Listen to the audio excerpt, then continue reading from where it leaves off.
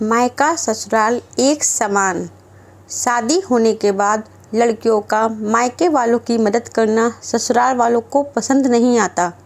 शादी होने के बाद लड़की को ससुराल और मायका दोनों परिवार का और जिम्मेदारियों का विचार करना पड़ता है। सोनल का रिश्ता तय हुआ और घर की बड़ी बेटी होने के कारण वो अच्छी पढ़ाई करके नौकरी कर रही थी।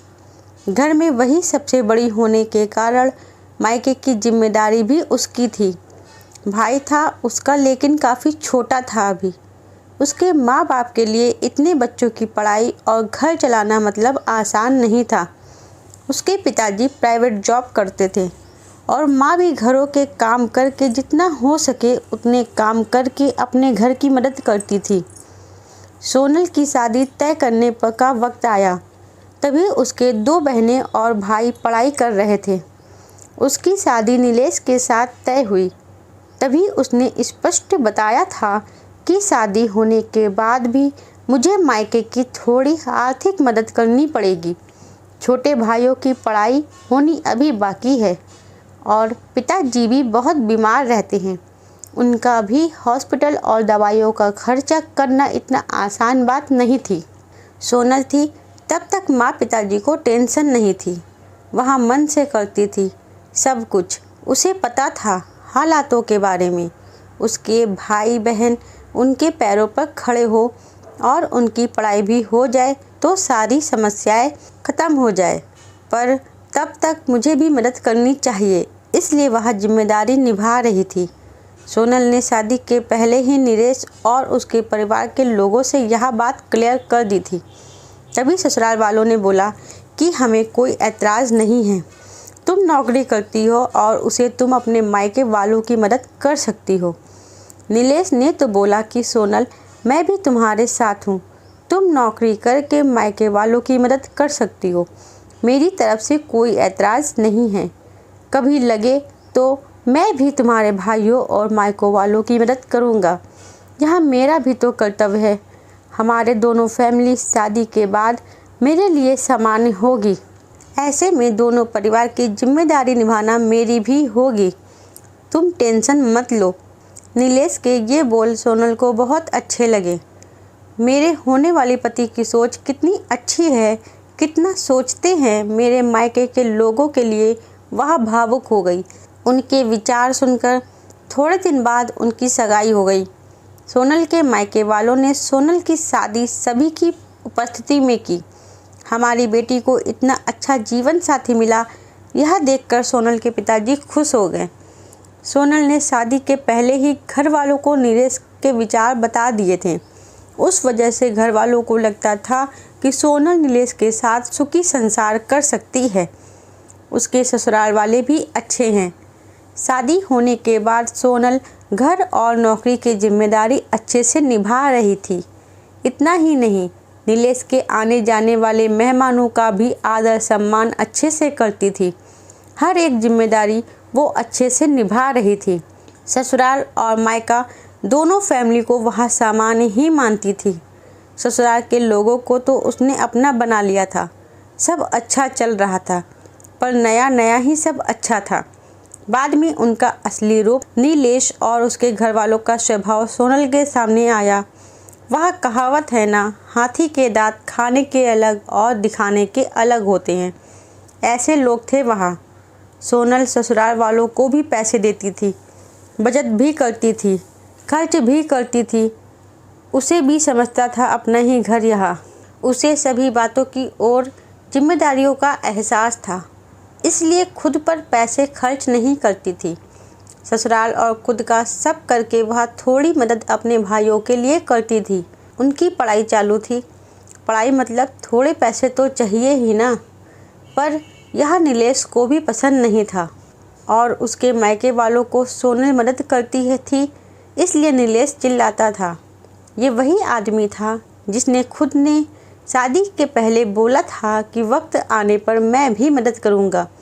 उसकी मदद की उपेक्षा सोनल को नहीं थी। उसने उसको कभी वैसा बोला ही नहीं, पैसे भी मांगे नहीं। उल्टा उसके ससुराल वाले बोलते थे। तभी सोनल की माँ से बोली, सोनल तुम्हारी भी गृहस्थी है, तुम्हारे पास से पैसे मांगने के लिए अच्छा नहीं लगता, पर परिस्थिति ही वैसी आ गई थी। उसकी माँ को बहुत बुरा लगता था। उसकी 2 नंबर की बहन पार्ट टाइम जॉब करने की शुरुआत की, इसलिए अब उसका अपने मायके वालों को पैसे देना सास को बिल्कुल पसंद नहीं था। वह तो सभी को बताती थी कि सोनल जॉब करती है, सभी पैसे मायके में देती है। ऐसी आदि सच बातें सोनल को अच्छा नहीं लगता था, पर करे भी तो क्या। उसे भी पता था कि अपने मायके की परिस्थिति ठीक नहीं है। थोड़ी बहुत मदद की तो क्या हुआ, मुझे कहाँ ज़िंदगी भर मदद करनी है भला। आज ना कल भाई की पढ़ाई पूरी होकर तो वो अच्छी नौकरी करेगा, माँ बाप की जिम्मेदारी अच्छे से निभाया और बहनें तो अपने ससुराल चली जाएंगी। ऐसा सोनल उसके मन को समझा रही थी। वो किसी भी प्रकार की नेगेटिविटी अब बातों का विचार ना करते हुए सिर्फ दोनों फैमिली का भला चाहती थी। इतना ही नहीं, सोनल नीलेश के माता पिता का हॉस्पिटल और मेडिसिन का खर्चा उठाती थी। नीलेश तो कभी पूछता भी नहीं था, सब सोनल ही देखती थी। उसे हमेशा उसकी सास बोलती थी, किया तो क्या हुआ, वह उसका कर्तव्य है। पर ऐसे नहीं बोलती थी कि मायके की मदद करना भी एक कर्तव्य है। यह मात्र भूल गई थी।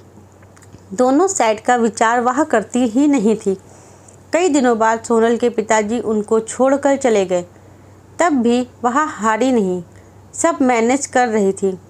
सोनल मायके वालों की मदद अभी भी करती है। यह सब पता चला तब नीलेश ने उसे बहुत डांटा, सास ससुर ने भी डांट लगाई। तभी सोनल शांत ना रह पाई। वह भी पढ़ी हुई और नौकरी करने वाली लड़की थी, नीलेश से ज़्यादा कमाने वाली। दोनों परिवार की आर्थिक समस्या वह संभालती थी। उस दिन उसे भी उनके बोलने का गुस्सा आया। सोनल बोली, अगर लड़की ने ससुराल की मदद की तो चलेगा, और मायके की मदद की वह क्यों नहीं चलता? ऐसा क्यों?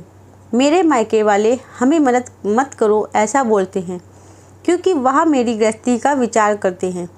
मैं मदद करती हूँ मेरे फैमिली के लिए और मेरे भाइयों के लिए।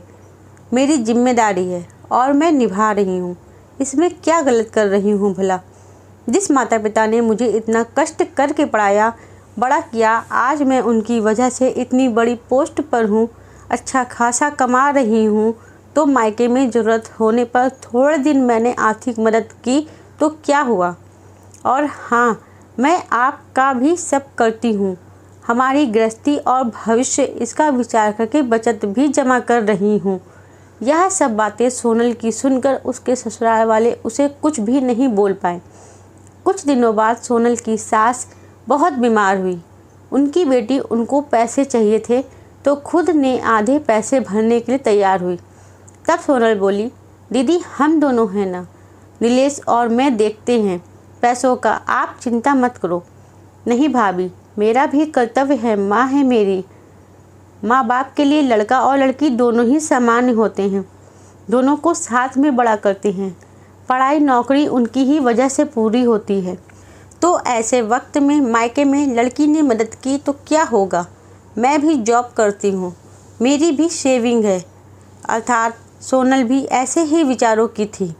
अपनी बहन की बातें सुनकर नीलेश और उसके माँ बाप का सिर शर्म से झुक गया। वह बोली, शादी होने के बाद भी मायका लड़की के लिए पराया नहीं होता है। लड़की ने कभी तो मायके की भी जिम्मेदारी ली या अपने माता पिता के लिए कुछ किया तो कुछ बिगड़ नहीं जाता। यही बात सोनल कितने दिनों से बोल रही थी, तभी उसके सास को ये बात अच्छी नहीं लगती थी। यही बात बेटी ने बोली तो उसने की हुई मदद, यह सब देखकर हमने सोनल के साथ अच्छा बर्ताव नहीं किया। उसकी सास को पछतावा होने लगा। नीलेश को भी बहुत बुरा लगा। दोनों ने सोनल से माफ़ी मांगी, क्योंकि उनको भी समझ में आया कि शादी होने के बाद भी लड़की की मायके की जिम्मेदारी कर्तव्य भूला नहीं जाता। वह खुद के पैर पर खड़ी होगी, नौकरी कर रही होगी और मायके की परिस्थिति अच्छी नहीं होगी। मायके में भी कभी भी मदद की ज़रूरत होगी तो मदद देनी चाहिए। ऐसे वक्त लड़की ने मदद करना, यह उसका कर्तव्य होता है। उसके लिए दोनों परिवार सामान्य होते हैं। इन सब में सिर्फ उसको ससुराल वालों ने समझ के उसका साथ देना चाहिए, यही उनकी अपेक्षा रहती है। शादी हो गई इसलिए मायका उसके लिए महत्व का नहीं, ऐसा भी नहीं है। लड़की की ससुराल के प्रति जिम्मेदारी होती है, वैसे ही मायके के जिम्मेदारी भी होती है। दोस्तों, आपको यह कहानी कैसी लगी है हमें कमेंट बॉक्स में ज़रूर बताइएगा। दोस्तों, मुझे उम्मीद है ये कहानी आपके दिल को ज़रूर छू गई होगी। दोस्तों, कहानी अच्छी लगी हो तो वीडियो को लाइक कीजिएगा, चैनल पर नए हो तो चैनल को सब्सक्राइब ज़रूर कीजिएगा और मिलते हैं अपनी अगली कहानी में। तब तक के लिए राधे राधे।